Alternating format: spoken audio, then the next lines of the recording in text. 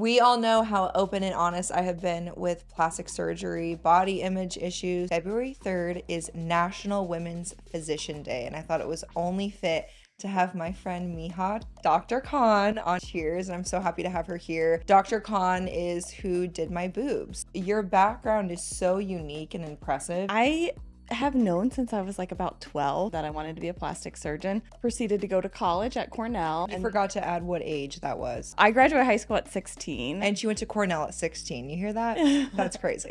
Is it possible to get a tummy tuck and not have that weird looking belly button? Had a boob job in July of 2023. No sensation in my right nipple. What should I do and will it come back? Are there any misconceptions when it comes to plastic surgery, especially among women? Let's talk about breast implant illness. Oh, yes.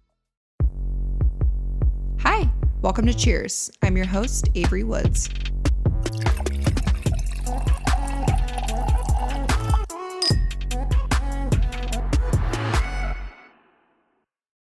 We all know how open and honest I have been with plastic surgery, body image issues, so many things that I love speaking about and connecting with you guys on. And February 3rd is National Women's Physician Day. And I thought it was only fit to have my friend Mija, Dr. Khan, on here. I always call her Dr. Khan, and she's like, don't call me that. So we brought Dr. Khan in today on Cheers, and I'm so happy to have her here. Dr. Khan is who did my boobs. So I've talked all about how I had to fix these guys up after I was done breastfeeding. So we did an augmentation and a lift. Mm-hmm. And then since then, we've become friends, and I go to her anytime I need anything done, basically. Yeah, well, I am so honored to be here. This is so cool and so awesome. Oh, I'm you're proud. so sweet. I want to talk about your background because obviously I want to talk about a lot of things. We had people submit questions to ask you as a female plastic surgeon, but your background is so unique and impressive, and you would never brag about yourself. But tell me about your background and how you came into being a plastic surgeon. I have known since I was like about 12 that I wanted to be a plastic surgeon. Really didn't have a good reason. I just thought it was really fascinating. And I'm kind of one of those people that when they put their mind to something, they don't really take no for an answer. And so proceeded to go to college at Cornell. You forgot to add what age that was. I graduated high school at 16. And she went to Cornell at 16. You hear that? That's crazy. And then I grew up in West Virginia, so I came back to West Virginia for medical school and did my 6 years of plastic surgery residency at Wake Forest in North Carolina. Yeah. And for people that don't know or are kind of unfamiliar with the medical field world, becoming a plastic surgeon and getting matched to being a plastic surgeon or to medical school residency, Yeah. is very difficult. Yeah, plastic surgery is probably one of the more competitive specialties. And the only reason for that is there's a limited number of spots. Each program, mine at the time only had 2 spots for the whole year. And so each program usually only has a few spots. And that's what makes it a little bit more competitive than some of the other specialties. And the craziest part is that you went to Cornell, which is one of the most difficult schools to get into at 16. You graduated your undergrad at 20, right? Yes. Insane.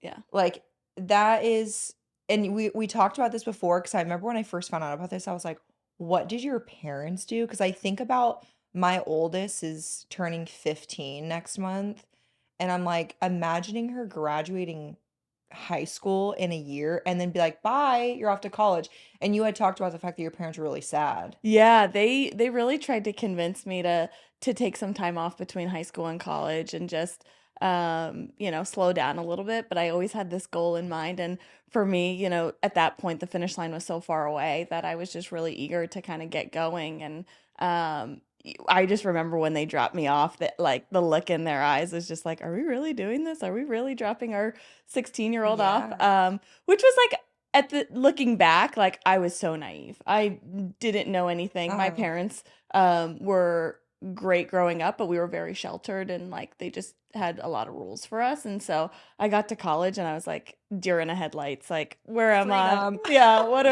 what are all these things? And so I understand, kind of why they had that reaction. Mm-hmm. I'm glad I did it. I met some amazing people and, my life turned out the way it did for all the reasons that it did. And so I can't imagine doing it any differently at this point, Yeah. but, Well, and you got so ahead so quickly, yeah. which I think for women especially, and men too, but I think even more so for women, when you have such an intense career that requires so much schooling, it's hard when you think about the fact that you might want a family or have kids and thinking in your head, oh, I'm not going to graduate college till maybe my 30s. Yeah. That can be difficult for some women that don't want to have kids in school. So, I mean, you were 4 years ahead pretty much constantly. Yeah, no, it was really nice, and, for me, I was so motivated by, school and my career that I really couldn't even think of having a life outside of it. Obviously, I wanna have a family and kids at some point, Mhm. but, the education and career have taken the front seat for, the first 30 years of my life, and now, that I'm in my 30s, I'm like, "Okay, now I can focus on the other I things." was gonna say, now you're so established and you're done with school and you're doing so many amazing things, which we will talk about. But when that time comes, you're able to focus so much more on your family and you'll always have your career. Not like you're not gonna focus on it, but you're not going to school on top of it and residency and all that. Yeah, I mean, I did have some co-residents and, other female doctors who had children during their training, and hats off to them because I don't know how they managed to balance all of that. Yeah, it's a lot. The amount of work that we do, the lack of sleep, and then going home and not sleeping because you have a child to take care of and having to show up the next day ready to go. I mean, there are some incredible women out there that manage to balance it all. Personally, for me, I can't even fathom how that would have turned out, but, yeah, so for me, I knew that that was kind of the sequence of events that I wanted. I wanted to do, the career and really just be able to dedicate myself to that, be a little selfish and not, have anyone that's relying on me. And now that I have, the stability in my life, a more normalized schedule, really focus on that. Yeah.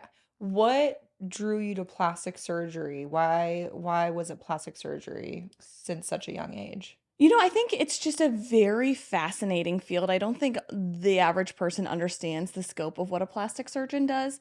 Basically, we're the doctors that they call when they can't figure out what to do next. So we reconstruct basically from head to toe any age of a patient's life from birth to death. I've operated on probably every single body part.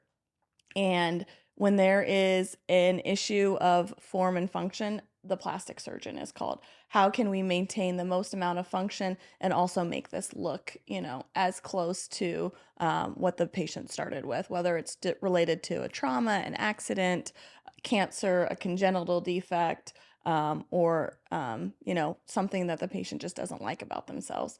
And so it's just a constantly ad ada adaptive field where you don't necessarily know what you're gonna get into. Sometimes I walk into surgery and I just kinda have to figure it out, Mhm. and that's so fascinating to me. No 2 Mhm. days are the same. I have, the ability to use my creativity, along with the skill set that I have, and it's just, not a nothing's routine.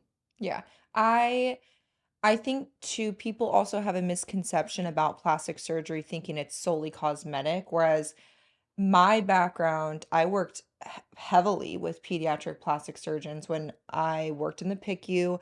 Obviously, it was a level one trauma, so we got kids all the time that came from bad accidents, tons of dog bites, Yeah. things that we worked with pediatric plastic surgeons on because they needed repair of something on their body. And I think when I first started my nursing career, I knew it existed, but not at that extent, whereas it doesn't just need to be cosmetic, Yeah. and it is all ages, Yeah. which I think is so cool.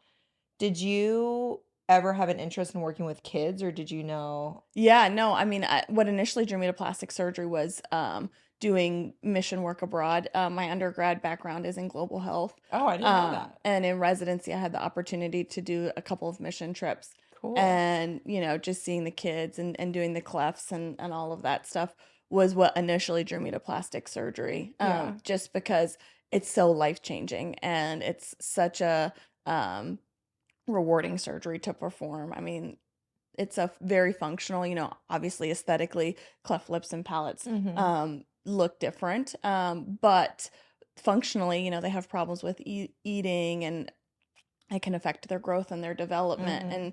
And just being able to have that influence in somebody's life, and in such an impactful one. Because oftentimes when you do these mission trips, you worry you're going to do something and they can't maintain it. Yeah. But doing something like a surgery where you fix a problem and you leave and that patient is better off, and you don't have to worry like, oh, did I do enough? Yeah. Is really rewarding. One of my friends I worked with in PICU, she's a plastic surgery PA for Mm. peds, and we worked in the PICU together, but she goes to Mexico every year for that mission trip to do cleft lip and palate, and she's obsessed with it. Yeah. She said it's just the most rewarding thing she's ever done. Yeah. I mean, the look on these people's faces, like they're just crying tears of joy. Oh, I love that. Yeah. So, for people that aren't aware, can you walk through the education and years that takes to get where you're at? Yeah, so medical school is the same for everyone, regardless of the specialty you want to go into. It's a 4-year program. The first 2 years are pretty heavy in the classroom, just, books and tests. And then years 3 and 4 are clinical. But this is after your undergrad. This is after 4 years of Yeah, so you did undergrad. your 4 years undergrad, Yep. and then you went to medical school. Correct. And then in medical school, you're kind of exposed to all of the specialties. In your 3rd year, you do rotations through all of them, so you can kind of get a glimpse of what each specialty is like. So for people who are still making up their minds or not sure what they want to do, they get exposure to, a wide variety. And then in your 4th year, most of us like hone in on 1 or 2 specialties that we're interested in. And for me, that was plastic surgery. At the end of medical school, you apply to residencies in a match process. The match process is wild, and I can't believe it exists. There's really nothing like it. I mean, I think the closest thing that I can think of is like sorority rush, where Really? you go through an interview process, you rank every interview that you go on. So, say you go on 10 interviews, you rank them 1 through 10. The interviewers rank all of their applicants 1 through, maybe 100. And then there's a computer system that matches you. Really? Yeah, so ideally, like whoever interviewed you ranks you 1 and you rank them 1, and that's like an automatic match. But then there's an algorithm for, when it gets further down in the rank lists. But there's a chance that you don't match. Hmm. So you either get one option or no options. It's not like a job where you can interview for 3 jobs and have 3 offers. You either have one offer or no offer, which is so crazy. So all 4 years of medical school you can go through, and you're not guaranteed that you're going to match A, into the specialty that you want, or B, a place that you want to be. I was gonna ask you, so if you get matched to a specialty you're not interested in, what do you do? Do you take it anyways, or do you wait until the next option to match? Well, you interview only at places theoretically that you wanna go Okay, to, but a lot of people will do some additional interviews as, like, kind of a backup. sure. So for me, I did some general surgery, Oh, um, okay. interviews as well, just in case. But so if you find out you don't match, you find out early in the week of match week, that you didn't match, because they want to give you a heads up so you're not sitting there with your classmates and Mhm. opening an empty envelope.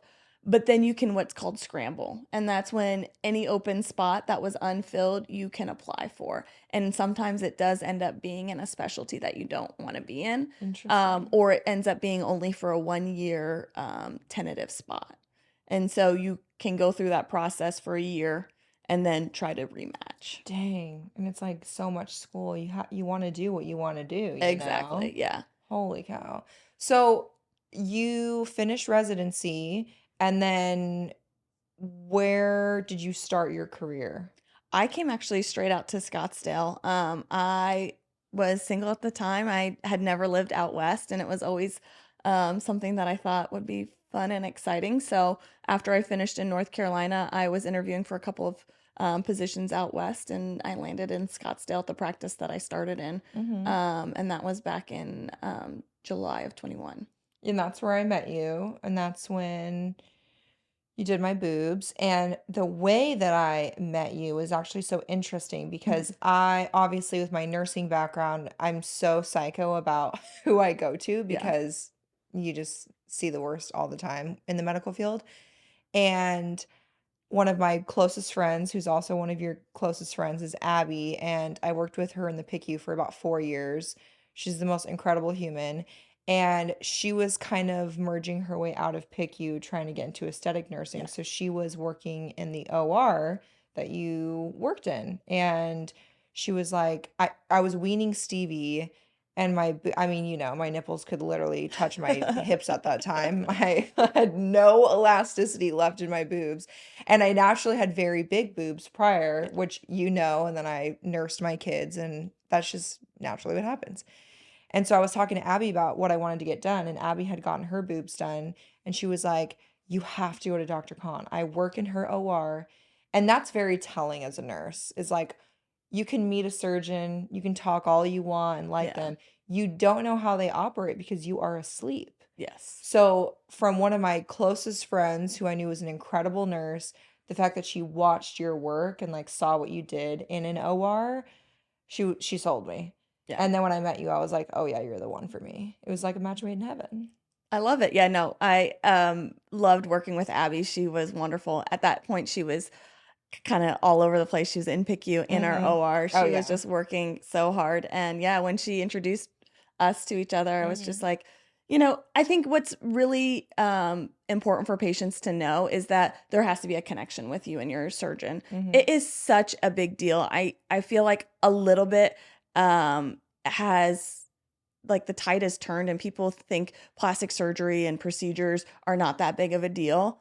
I think anytime anyone touches you with a needle or a scalpel, it's a big deal. Mhm. Things can go wrong and they do. And so you just have to trust that the person on the other side of that is doing the right thing for you because you don't know better. Yeah, and I also think it's a very intimate connection with a plastic surgeon because you are very exposed and you're Yeah. being very vulnerable, especially if it's something cosmetic. Hmm. Like you could have so like shame or embarrassment. And I feel like sometimes physicians or at least other plastic surgeons that I've spoken to or maybe met, it's just like take off your shirt, show me what you want to do. Like there's no connection and like I don't know what I'm trying to say. You get what I mean, but you made me feel so comfortable, and I love that you also were like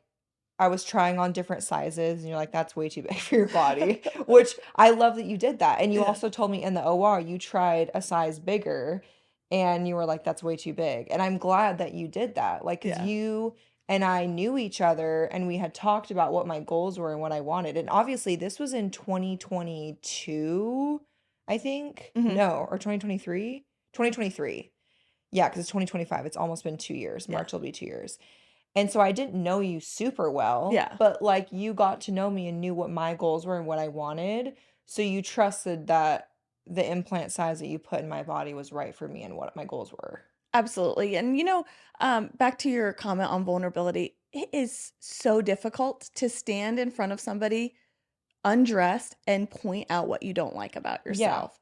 That has to be so terrifying. And I understand that more than anyone because, I've been through it. I know what I see when I look in a mirror. Yeah. And to have somebody whose job it is to like know exactly where things should be or what things should look at you in that position and you're just, being so vulnerable.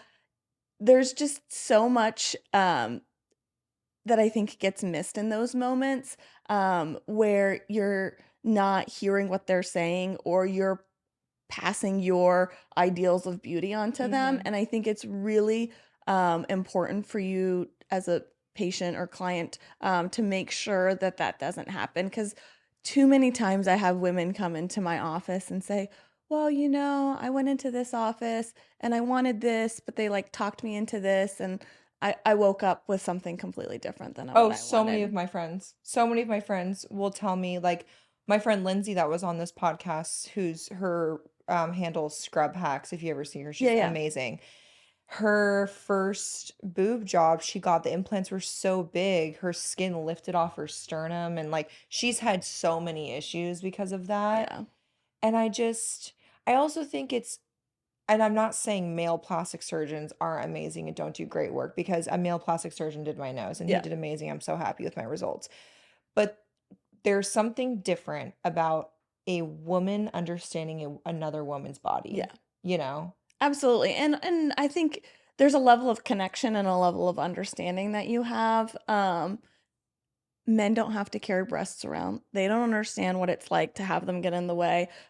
Some women who are on the larger bust size who have to carry around this weight Mhm. constantly, the toll it plays on your neck. Having a And baby, what your body looks like postpartum, stretched out exactly. skin, you know, diastasis recti, breastfeed. Like there's so many things that men just won't experience, and that's not a bash at them. No. But I do think it's a different type of understanding as a woman, and being able to give you that trust where Yeah. I'm completely unconscious in the OR and you're swapping out implant sizes in my body. Like I trust that you know what I'm wanting and what a woman would want, you Exactly. know? Yeah.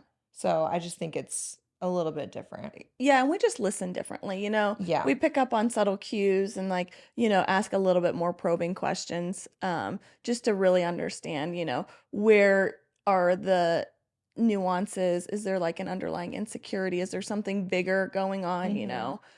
Oftentimes, there's a lot going on. These issues are more complex than just physical. There's Yeah. a mental and emotional component, a lot of guilt from moms for even considering doing something because, you know, it's expensive, or is it just vain to want to look or feel different? Yeah. It's what women are supposed to go through, and so it's just hard to kind of unpack all of that. But I think it's so important. It's Yeah. it's really important to understand the motivations, and really hear what patients are trying to say to you when they're going through this process. Absolutely. So as a woman that is a physician, works in plastic surgery, went to medical school, what are some challenges that you've experienced as a woman in medicine?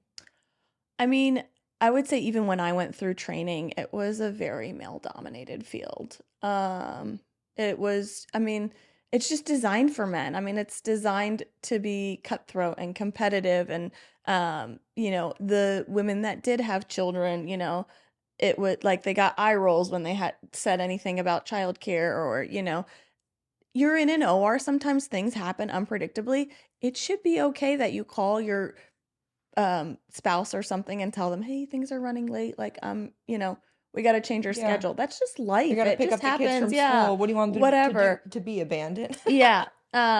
And so I just feel like there was a lot of that. There's definitely in surgery a boys club. So like the boys got invited to do things with the male surgeons Mm. that sometimes the females didn't.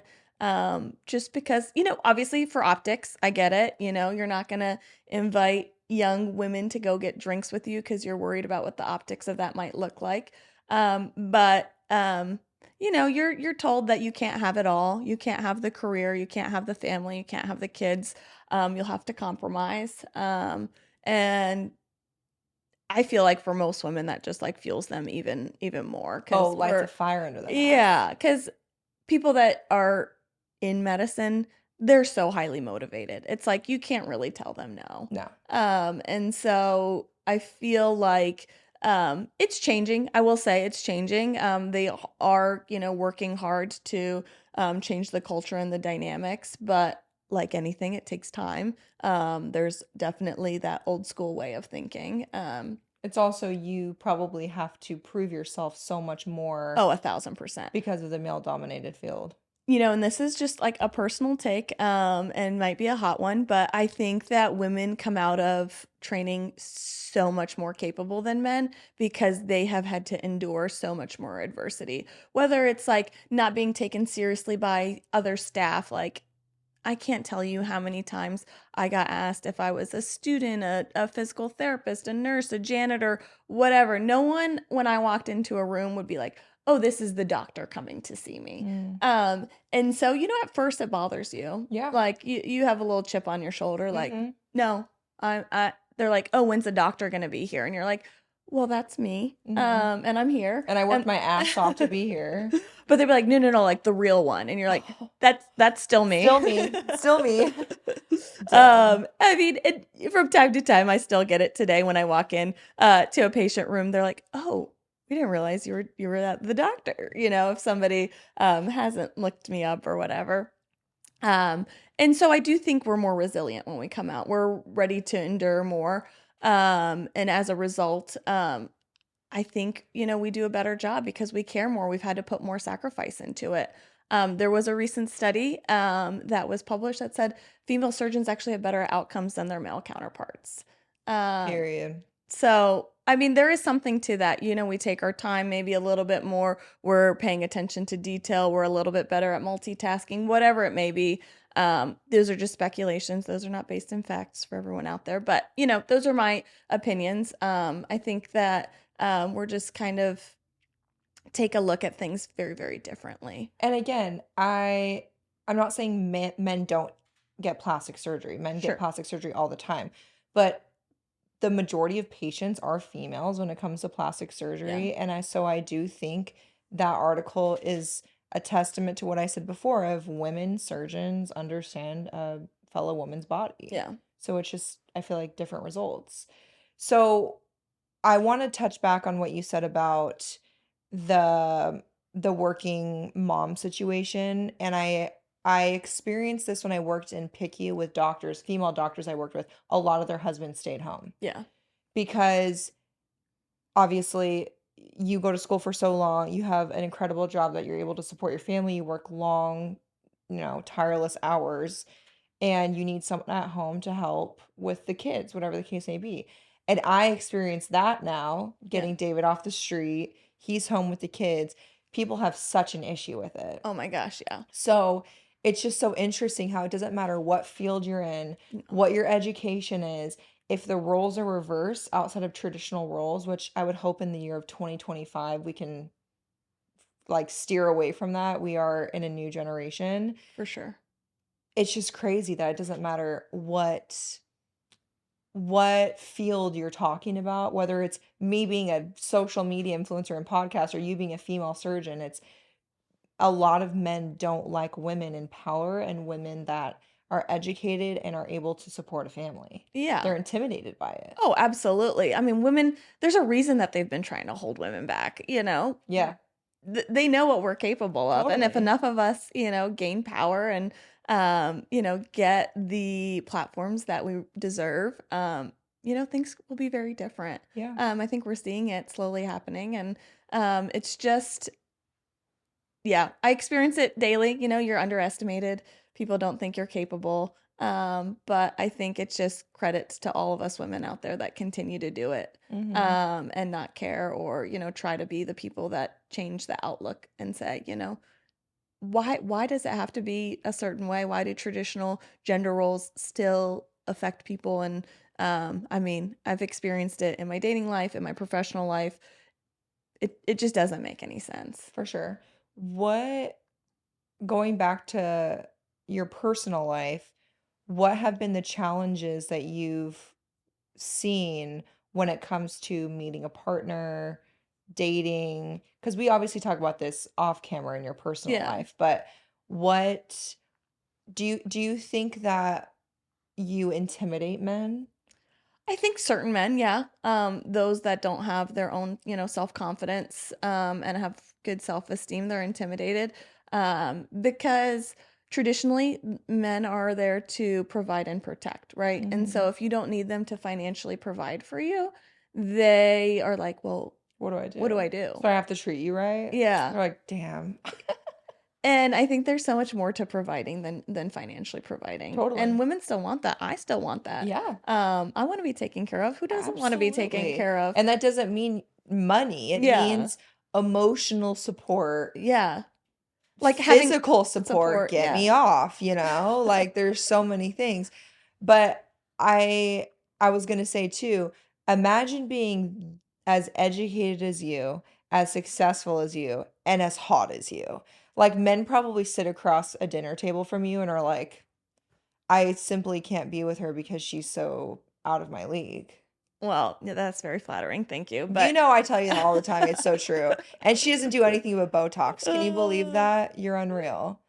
well, yeah, good genetics help too. So, Yeah, no, I mean, it's frustrating 'cause, um, it makes it harder to find, an adequate partner. Yeah, But I still believe that, that person is out there, and whenever the time's right, that's gonna work out. But I know he is. the dynamics just have to change. I mean, women are becoming more and more educated, and I also just feel like, um beyond that, like, having a partnership is so valuable in life. I feel like we're becoming this society that feels like, "Oh, we don't need people or we don't need companionship and partnership."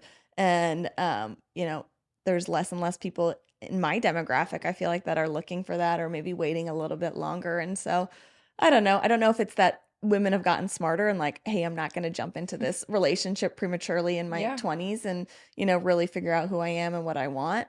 And then, the men are just not meeting the mark. yeah. I don't know what the shift has been, but I also think you're now in such a good place where you have so much more freedom when it comes to dating.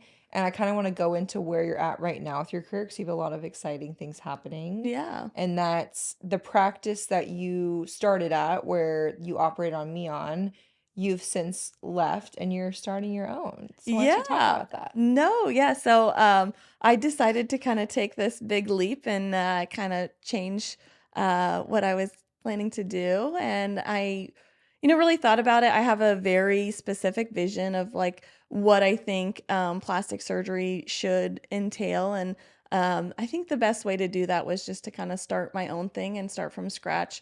It's hard to walk into somebody else's practice and, want to kind of disrupt things too much. And so, I'm really grateful for the experience that I had there. It got me out to Scottsdale, which I love. And so now I am opening my own practice, and hopefully in February, it will be open. And, the goal is to kind of do what I think is missing in plastic surgery and is to look at the whole person. There is so much to looking good, but there's also a component where if you feel good, your outlook on yourself changes too. So trying to just encompass all of that and try to provide people with some wellness tips and tricks to kind of help them feel better. There's so much information out there. I want to be a source of really good information, like what actually works, what doesn't work, what has some scientific backing, what are the new up and coming things, and trying to be just that hub of information that people can rely on. Because there's so much misinformation out there. I just want people to have a reliable source, whether it's anything plastic surgery or wellness related, to kind of have one place where they can go to that. I'm thrilled. I'm like, what more could I get done, you know? I'm just so proud of you and I think it's such a scary thing. Yeah. And again, on a very small scale, when I left nursing to go do social media full time, like that's a huge leap because you're leaving something that's secure, Yes, guaranteed income, for sure. you have your patience to be able to step away and start your own business, like that's a huge leap. And it's Yeah. very scary, but I think it is going to be massive for you. Yeah. I like have this feeling that it's going to be so huge. And I also just want to reiterate because I say this over and over again, but when I went to Mija to get my boobs done, I was a fully paying patient. She does not pay me to talk about her, but I should at this point. no, no, no. And I always tell people I will always spread word about someone or something that I think can help other people. And I think you're a very rare commodity when it Oh, you're comes so sweet. to plastic surgery. So I have people that will be like, "Oh, no, I'm gonna fly to Scottsdale to go to her." And I hope that this brings awareness to what an incredible doctor you Oh, are thank because you. it is worth it. And although it's an investment and expensive and could be, away from where someone lives, I do think it's so important to go to the right person for you. Absolutely. And I think you're such an incredible advocate for women, not just women in medicine, but also patients. that it's going to be massive. And I'm so excited. And no matter where the fuck I end up living, I'll come to you for everything. Oh, you're so sweet. No, I'm so grateful for your support. Yeah, so taking that leap was huge, but like you, I can't imagine doing anything differently at this Yeah. point. Like it has been so rewarding in so many ways, so humbling. Of course, there's been some setbacks, but it's just so exciting to do what you love and be so passionate about it, and then just be able to like pour into your patients. That's really what I care about. Is doing the best thing for my patients and seeing them happy, and bringing out confidence in women that they had all along, and just kind of being able to pull that out of them is just like why I keep doing what I do. Yeah. Are there any misconceptions when it comes to plastic surgery, especially among women? I think that a lot of the misconceptions come from what they see on TV, or like the glorified version. There are versions of plastic surgery that can be very subtle and undetected. I don't think things have to be over the top in your face. I think the best plastic surgery is the plastic surgery that walks by you every day and you don't notice it. Well, remember, and I kind of want to talk about in detail about what I got done because I get questioned so much Yeah. because my boobs are incredible. I mean, let's be honest. But I remember when I walked in and I was like, I will not get a lift. Yes. I only want implants. I will not get a lift. And you were like, let me hold your hand when I say this. No. And I think it's because and like so many women was like, if I get a lift, my tits are going to be touching my collarbone. Yeah. And I did not want that. I wanted it very subtle. Yeah. And you have shown me time and time again. Like I had someone at the gym the other day be like, this is such a weird question. I'm so sorry. It's a compliment, but like, are your boobs real? That's the best compliment that's the best question you could ever ask Yeah. me. It's Oh such a yeah. compliment. Absolutely. And that's with implants and a lift. Yeah. So, like you said, I think it can be so natural. And trust me, there are examples out there where you're like, I don't want plastic surgery because it looks Correct. so obvious and Yeah. that's not someone's style. And someone could love it.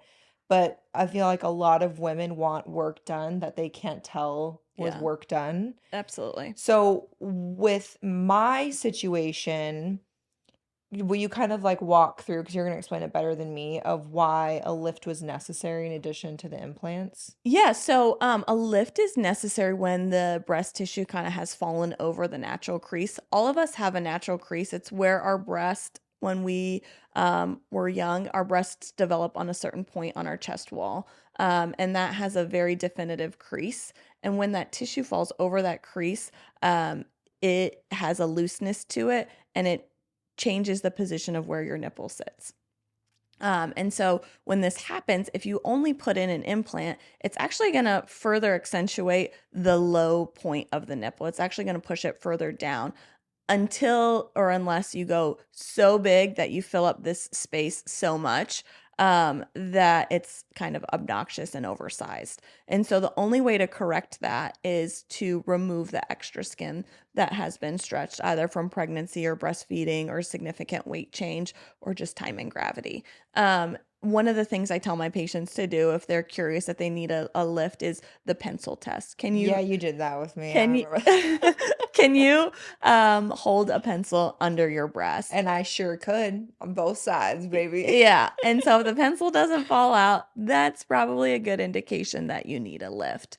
And the misconception about a lift, I think a lot of times, is that the scars are deforming, they're horrible, and you're not going to be able to conceal them. That's not the case. I'll show mine right now.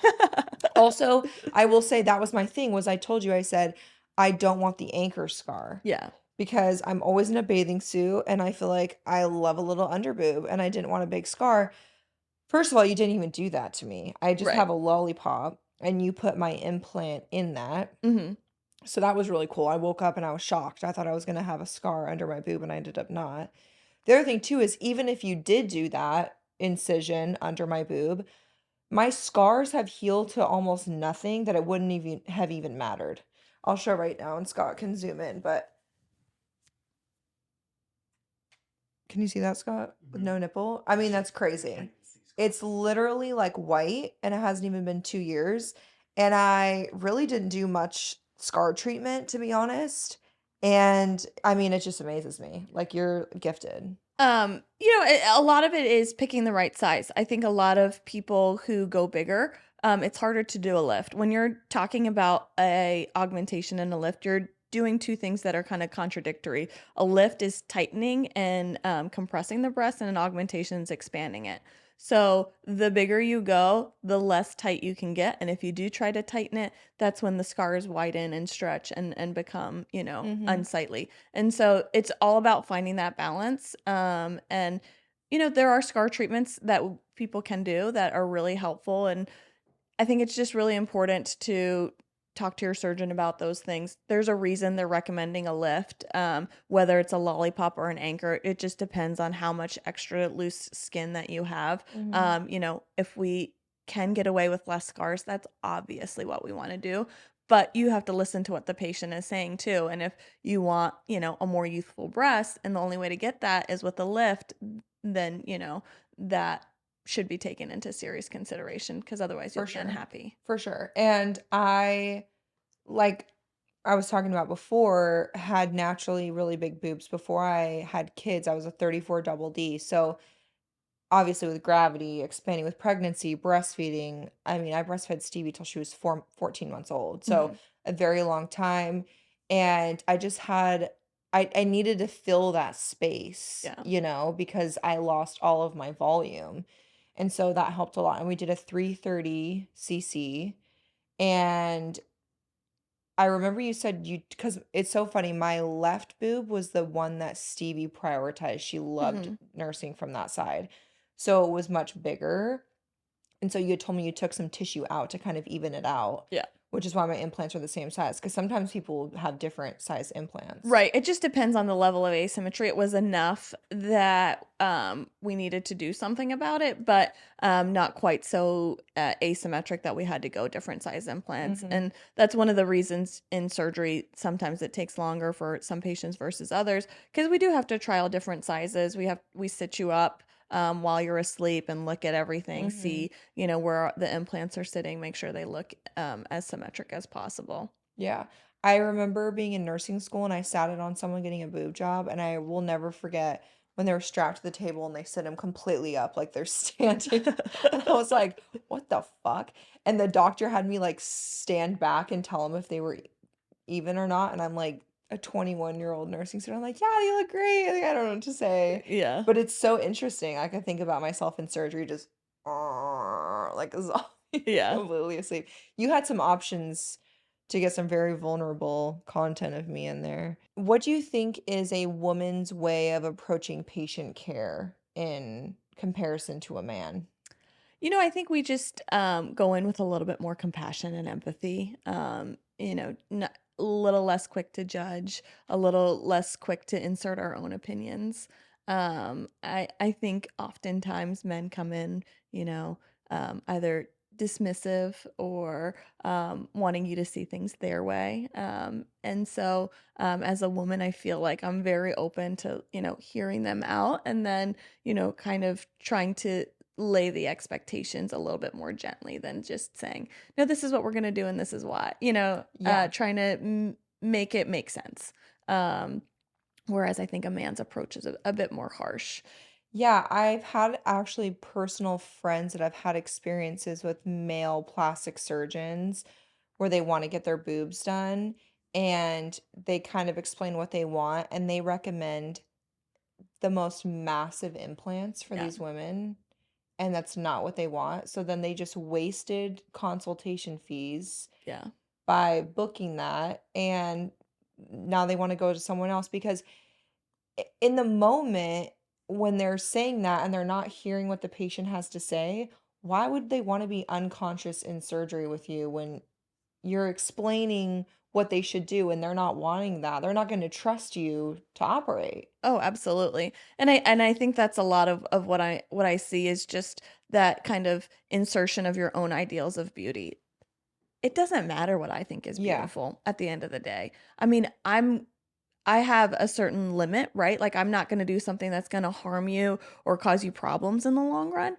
But if you want to be a little bit smaller or a little bit bigger and it makes sense and it's reasonable and it's safe and it's appropriate, why doesn't it doesn't make a difference to me. You're the one who has to live with that result the rest Yeah. of, for the rest of the time. And so, um, I think that a lot of people just kind of get used to a certain aesthetic, and that's the aesthetic that they want to, Mhm. impart on everyone. Mhm. And that's just not the case. Not every woman wants the same thing. Yeah.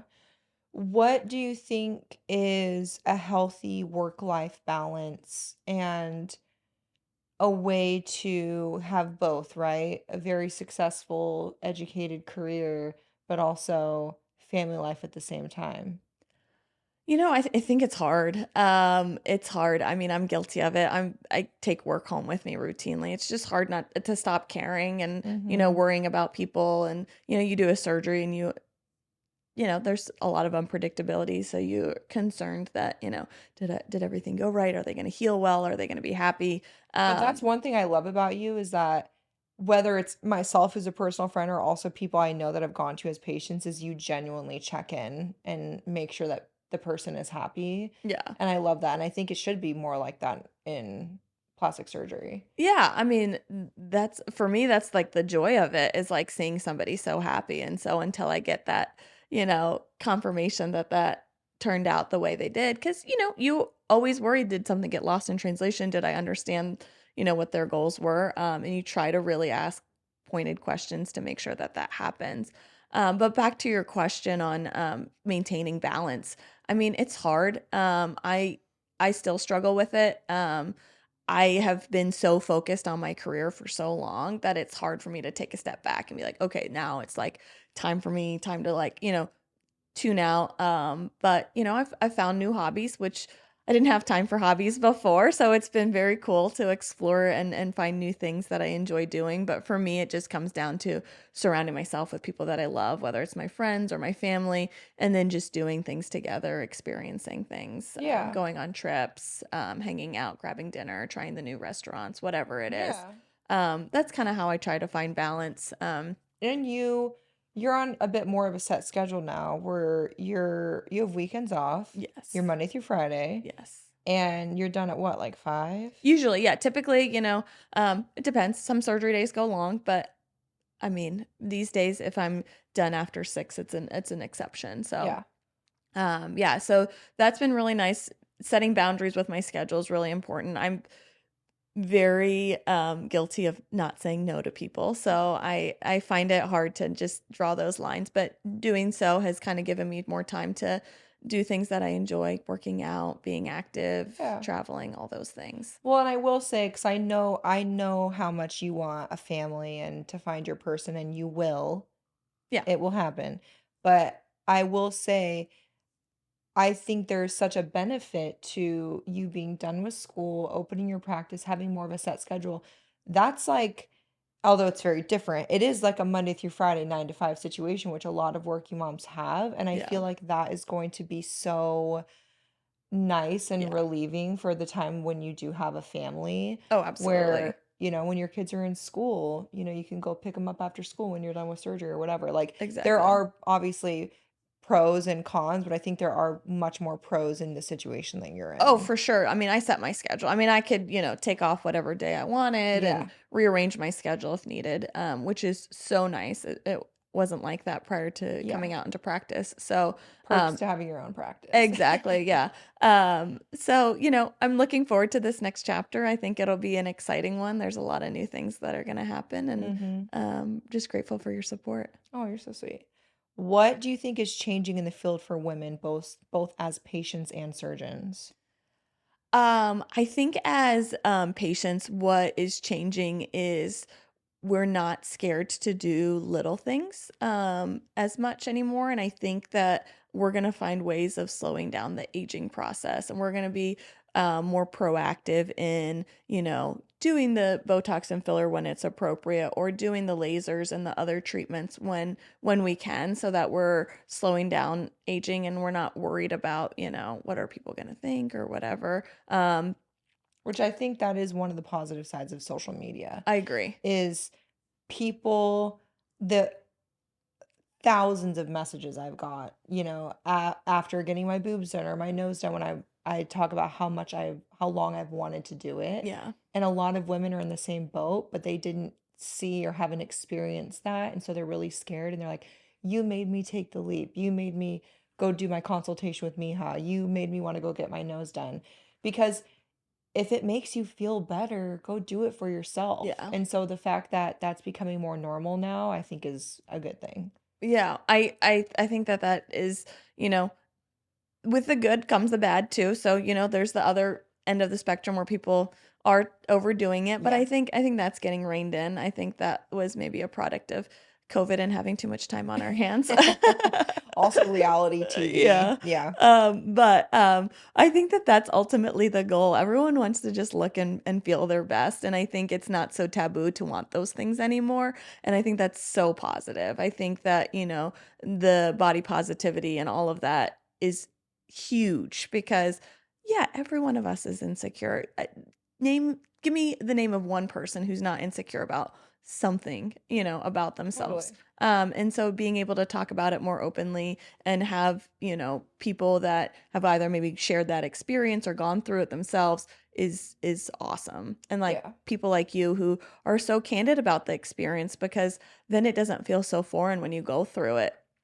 I love when my patients come in and they are asking me all of these like super detailed questions about implants or recovery and downtime. They're like, okay, yeah, I know, 3 months till they drop and, saline silicone. And they are just have done this research because they have had exposure to it through people Hmm. like yourself and others who've shared their journeys from like day one until, they're healed.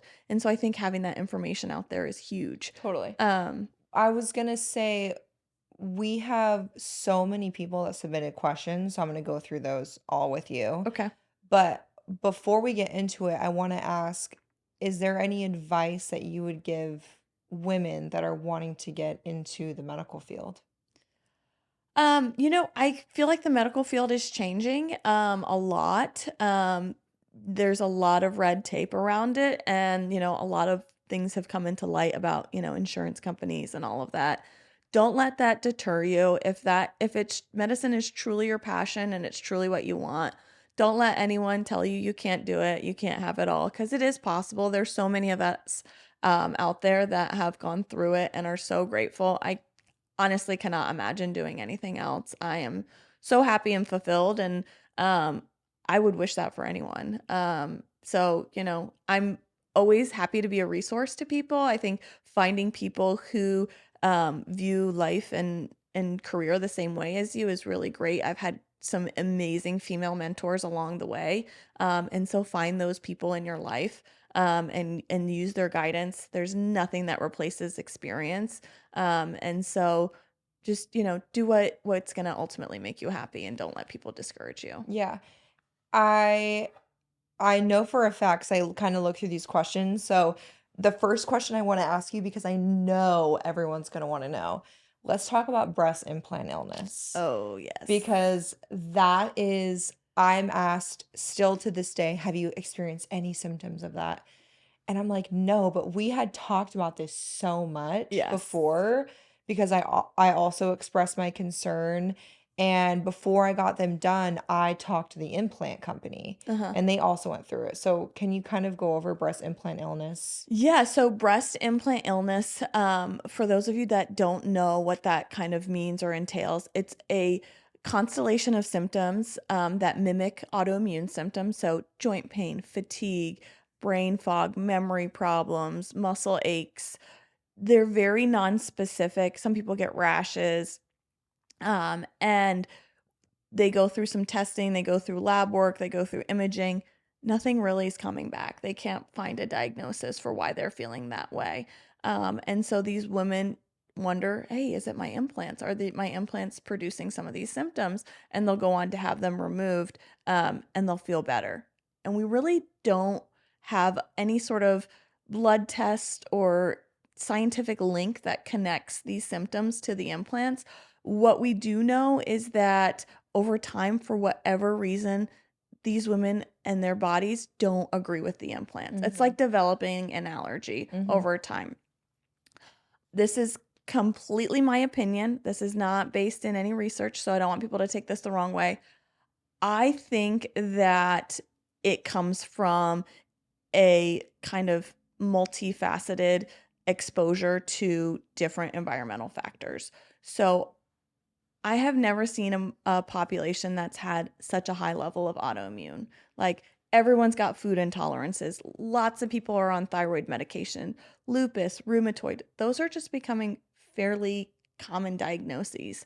And so, what I think is that we get enough environmental exposure, whether it's through our food, our water, whatever it may be, microplastics, that we get enough of these chips stacked against us, and then implants are another one of those chips, and that just tips our body over the edge. Mhm. And it's just like we can't handle all of these things.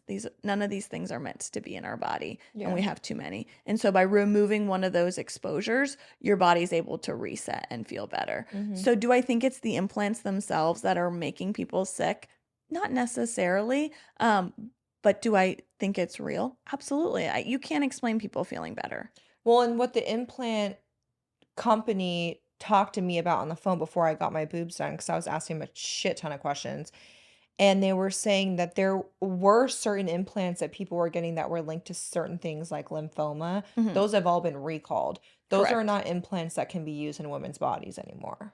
Correct. So the lymphoma was related to a specific implant that had a rough surface on the outside. It's a textured implant. And so that was scientifically linked to Mhm. a lymphoma and other cancers. And so those since have been recalled, and any patient that's had that sort of implant has been notified. Mhm. So that's completely separate from this breast implant Yeah. illness. The symptoms for that are completely different than what these women are experiencing. Totally. And I have people in my personal life that thought that they were experiencing breast implant illness because they had a change in health after having their implants in for a few years, and they kind of were just out of options, and so they decided to take out their implants to see if they felt better, and unfortunately, they didn't. It Right. wasn't fixing the actual medical issues going on with their body, but I completely empathize with them in the sense of when you're out of options, you don't know what else to do, and you're so miserable, Absolutely. of course, you're gonna take a foreign object out of your body to hopefully feel better. Absolutely. And that's kind of what conversation I have up front before surgery. And then if that patient does walk in my door, that's kind of the guidance that I give them is that let's run all the tests. Let's make sure that there's not some treatable cause here. And then if we are out of options, it does make sense to remove them to see if that they're contributing. Mhm. I mean, worst case scenario, we let things cool off, we get your health better, and then if in a year or 2 you're like, "Hey, I'm not better, but I want them back," we can have that conversation again. For sure. But, it's just one of those things. I hope with time we find out more about what's really going on.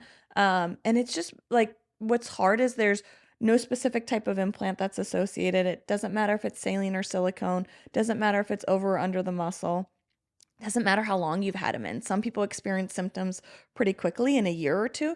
Some people, it takes them 10, 15, 20 years before they start experiencing symptoms. Mhm. So it's one of those things I think that research is hopefully going to help us understand better. But until then, it is one of the risks I talk about when patients go through implants that, this is an unknown. There's no way for me to tell, having you sit here in my consultation that this isn't going to happen to you. Okay, I love this question because you and I have talked about this because I'm doing better, but I do have issues with my loose skin on my stomach. And what makes me laugh is I'm like, listen, I was a big girl when I got pregnant. Okay, everyone knows this. If you didn't, I gained like 65 pounds with one pregnancy and I think 75 with the other. How I didn't get stretch marks is amazing to me. But as I've gotten in more shape, no, as I've gotten in better shape, I should say, and finally shedding the last bit of my baby weight 4 years postpartum, the smaller I get, I'm not filling out my skin anymore. So Right. the more weight I lose, the more loose skin I'm getting. And I'm like, what the fuck? Like, can I get a break? So I've talked to you about a tummy tuck, and Hmm. you've always said, like, no, you're not doing a tummy tuck. But I'm getting a lot of people asking, is it possible to get a tummy tuck and not have that weird looking belly button? Um, so it depends. So there's a variation to a tummy tuck called a mini.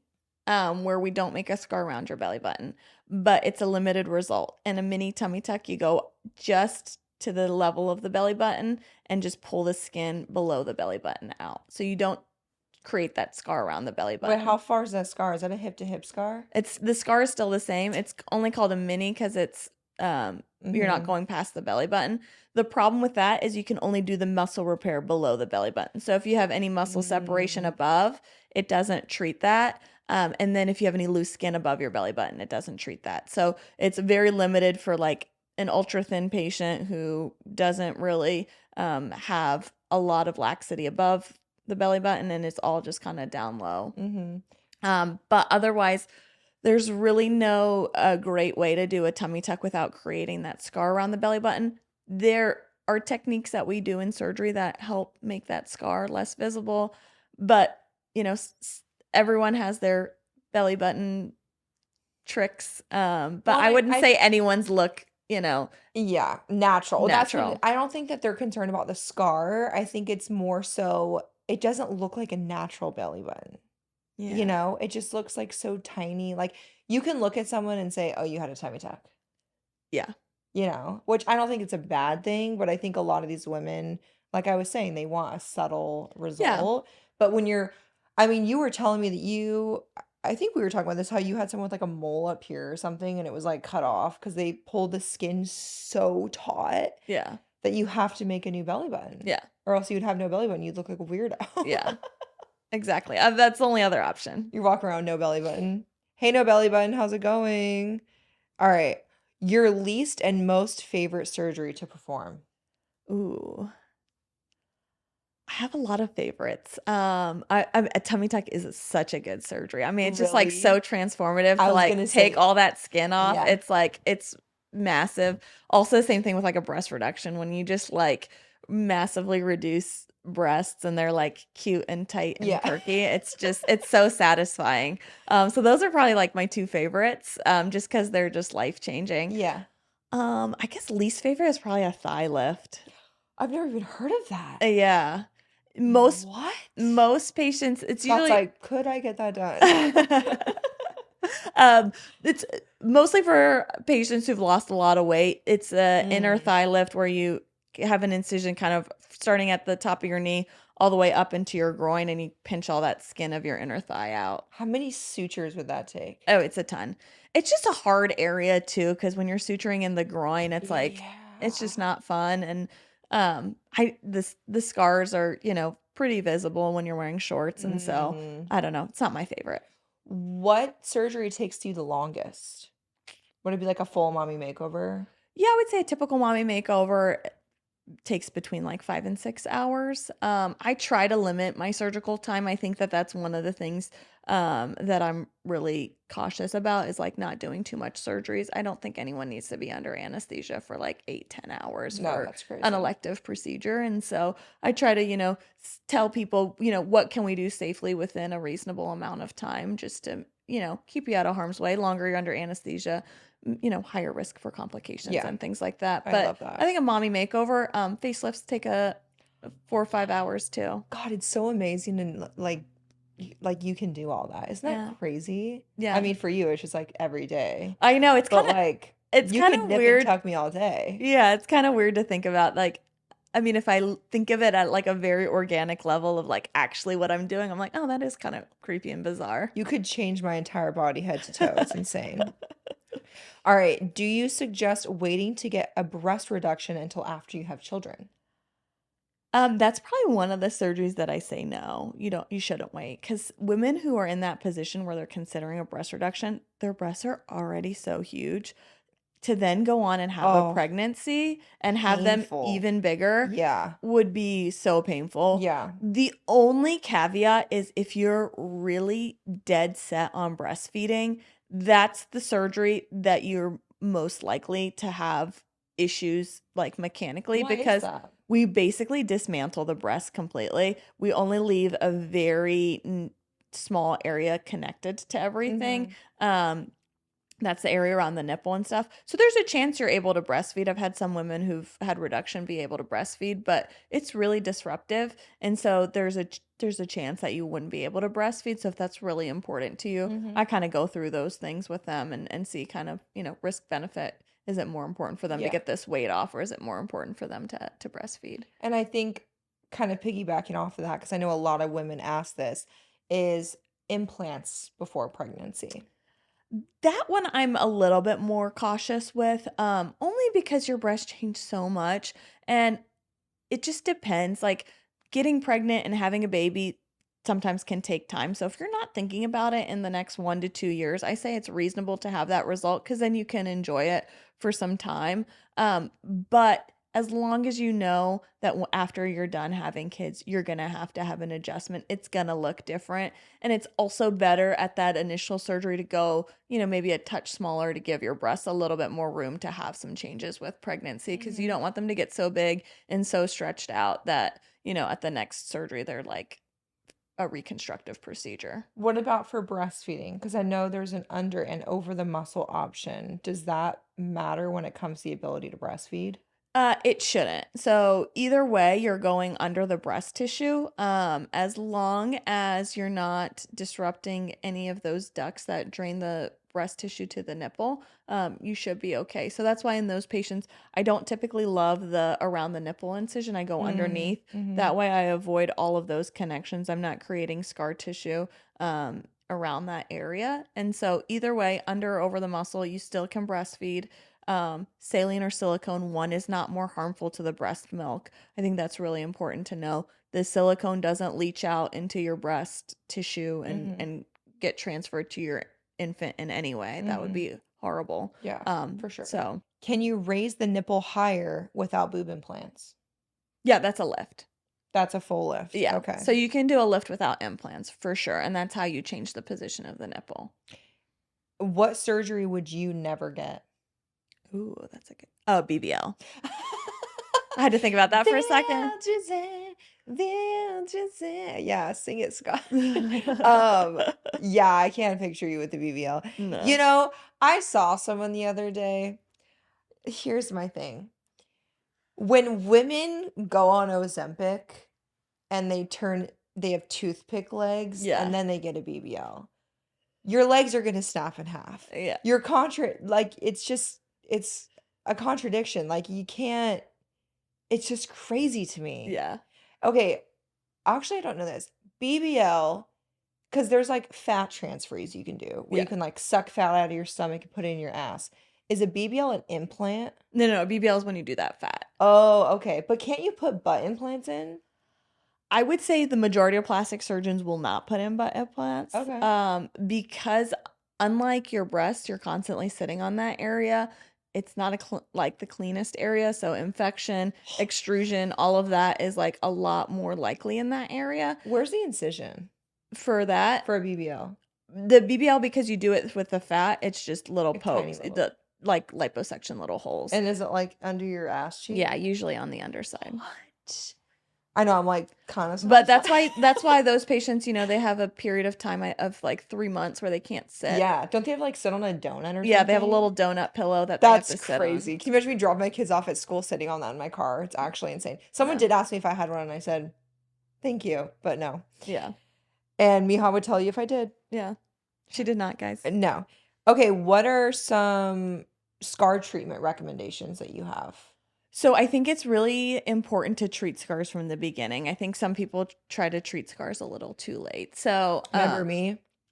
Miha just did a scar revision on me because I did not treat my scars because I was told that they were going to go away and they didn't. So then you cut them out of me and resutured them. Thank you yeah. for Yeah. that. So a lot of it has to do with how the incision's closed initially. The more tension on the incision, the more likely you are to have a wide or thick scar. So you want to be mindful of, kind of things that you do. If the surgeon tells you not to be active, that's why. The more forces you're putting along that scar, the worse it's going to heal. So follow the directions of your surgeon as far as your restrictions. Next, I would say, starting at week 2 or 3, you should do some kind of silicone treatment, whether it's a silicone patch or a silicone gel. People's skins are different in their level of sensitivity, but the silicone patches work really, really well. And so you can start those at about 2 weeks out. Keep your scars out of the sun. Mm. Um, Once your scars pigment, it's so hard to lift that pigment. There's no laser that can kind of get that pigment out of that. So just be overly cautious. I'll even tell my patients that first summer after a surgery, tape your scars when under your bathing suit, just so that the sun doesn't go through your swimsuit even to pigment it. Um, Yeah. and then know when to intervene. If you can run your hand across your scar and it's thick and raised, you need to go see someone. You either need a steroid injection or a revision or a laser, depending on Mhm. that. But also be patient. Scars take a full year to heal. Yeah. There's going to be variations in the color. It's going to be really red and pink from about 2 to 6 months, and then after 6 months, it'll start to fade. But be patient. It does take a full year. Yeah, I remember you were talking about because obviously with my lift, you can't wear underwire bras. Mhm. And so that's when I bought every color of the Skims, like fits everybody triangle bralette, and that's all I wear now. Yeah. But I can see how if I was wearing like a really intense underwire bra, how that would rub the area and irritate it. And I'm just so glad I followed the directions they gave me Yeah. because yeah. All right, someone asked, is there a way to fix my inverted nipples? I hate mine. Yes, actually. We can do it in the office. We basically, what's happened is your nipple is being tethered by either scar tissue or some of the ducts get shortened. And so we pull the nipple out, cut those bands that are pulling it down, and kind of suture it. So, So yeah, they don't have to go under for it? they don't have to go under for it. We can do it Cool. in the office under local as long as, you're able to tolerate the numbing. You Cool. can do it in the I office. love that. How common is it for women to get boob jobs after having kids? I would say it's increasingly becoming more popular. Yeah. I would say, I mean, most of my friends who've had kids are either considering it or have had it. Also, can I just say for people, I was always so anti boob job. I told it I would never get a boob job. I told them there's no way I will ever get my boobs done.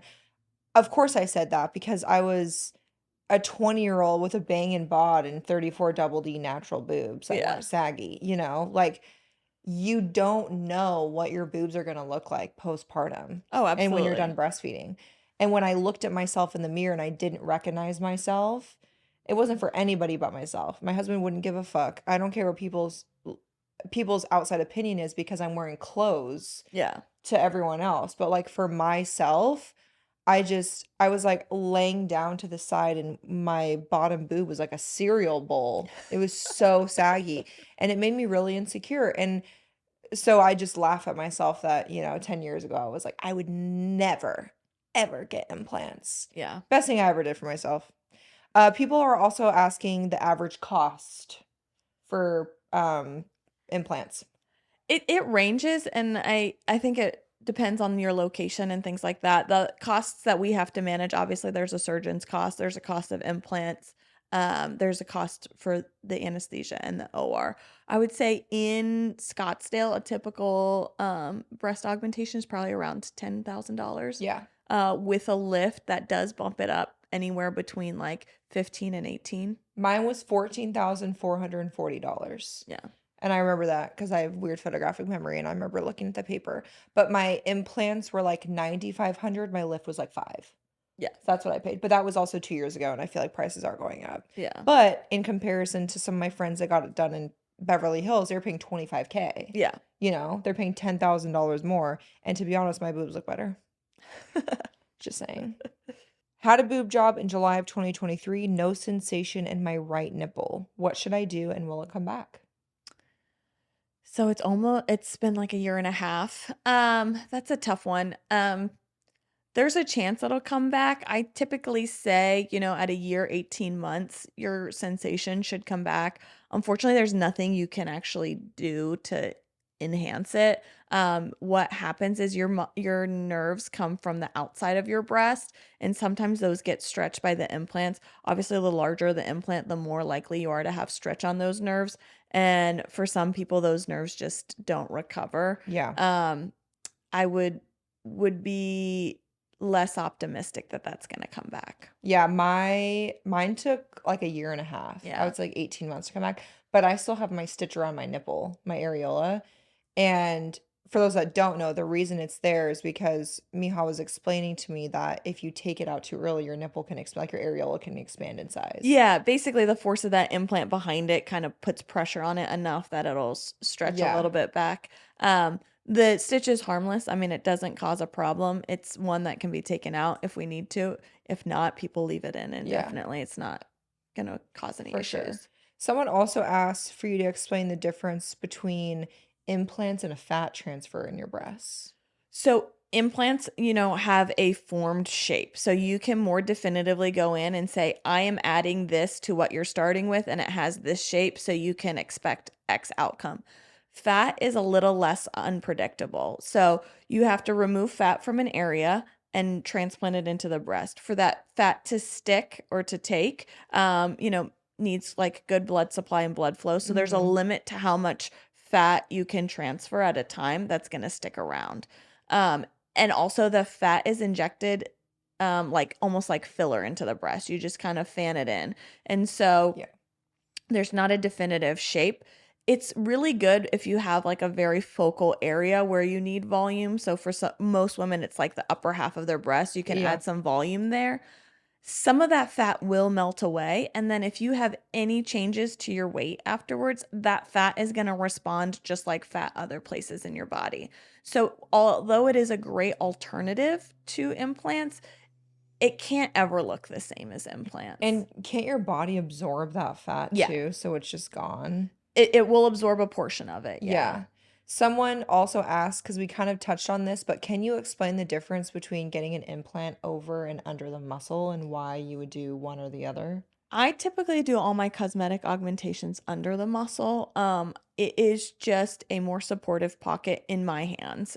So I think that the muscle provides a level of support that the breast tissue can't. And so long term, that implant stays in its position a little bit better. Also, it decreases your risk of capsular contracture, which is scar tissue forming around the implant. And so that's why I choose that pocket. Going above the muscle, your implant is supported by a thin layer of what we call fascia, and the breast tissue. And so a lot of those patients, they'll get an internal bra placed at the same time when they go over the muscle. Mm. And in my opinion, that's an additional foreign body that has to heal. It's just another layer of, um, you know, potential unknown of how that's going to heal that I just don't like. I also think that over the muscle looks a lot more augmented, a lot more round because you get more of that shape of the implant, whereas under the muscle you get the contour and the buffer of the muscle and the upper pole. So you still get a really nice cleavage line. It's just not so round and aggressive. A lot of people are asking about different celebrities and work that they think they've had done and a Yeah. lot of lipo things. Like there's been a lot of people in the public eye, and I'm not going to say their names because I'm not trying to get sued because I don't know what work that they've had done. But I think for procedures that are getting more common, like chin lipo, Mhm. arm lipo, what are your thoughts on things like that? I mean, I think in the right person, all those procedures are well suited. I think that the nuance with liposuction is like you've experienced. The leaner you get, the saggier the skin Yep. gets. And that's the same phenomenon with lipo. So you want to make sure you maintain a nice layer of subcutaneous fat that skin doesn't get wrinkly and ripply. So Mhm. that's when you can see the telltale signs. I'm sure you've seen some bad lipo where it looks like the skin is all marbled or Mhm. there it looks looser than it should. Mhm. So you just have to be mindful. You just you can't over liposuction areas, especially under the chin. You don't want to have loose skin. Mhm. The arms, again, another area where you don't want, loose skin. So you have to go to a surgeon that's going to tell you, is this a fat issue or is this a skin issue? And you can't treat a skin issue with liposuction. Yeah, and there's certain like skin tightening procedures you can get done. And I remember when I got my nose done, I was like, so while you're in there, you want to do my chin lipo? And he was like, no, you don't have enough. And he talked about like some sort of skin tightening internal thing. I don't know what it was, but I Mhm. said, that sounds too scary. I'm not doing that. So there's a lot of different things out there. There are, these skin tightening devices. Um, I think a lot of them overpromise. Yeah. There's no way to tighten skin by heating it up theoretically. You're shrinking the skin, you're not tightening the skin. So the only way to tighten the skin is to remove it. If you have loose skin, just shrinking it from the inside with some heat isn't really gonna solve your problem long term. For sure. It's like a Band-Aid. For sure. If you have loose skin, you need to remove some of it Mm-hmm. to get it to be tight. So I think people think that these, whether it's like an RF or like some kind of thermal injury to the skin that kind of tightens it from underneath, or so they say tightens, it's very limited in its ability to give a result. So I say those things like expect 20 to 30% improvement in what you're expecting. If Yeah. you're grabbing your skin and pulling it like that, you need to cut it out. Yeah. Like that, you're asking for a lift of some kind. Yeah. When you can pull on the skin, that means it needs to be I know. removed. That's the one place I hate so much, but you were like, Avery, you don't have enough. And I said, thank you.